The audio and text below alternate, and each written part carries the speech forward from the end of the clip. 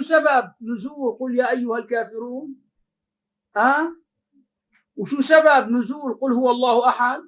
خبيركم أسباب النزول.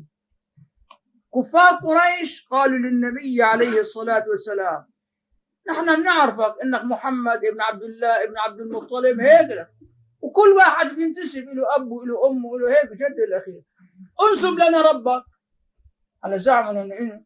فأنزل الله تعالى عليه قوله: قل يا حبيب يا رسولنا محمد الله أحد الله الصمد.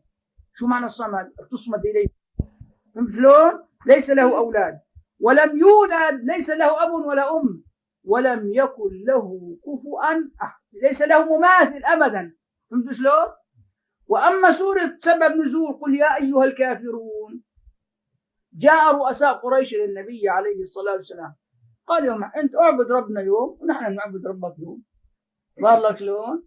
فأنزل الله تعالى سورة الإخلاص: قل يا أيها الكافرون لا أعبد ما تعبدون ولا أنتم عابدون ما أعبد ولا أنا عابد ما عبدتم ولا أنتم عابدون ما لكم دينكم ولي دين.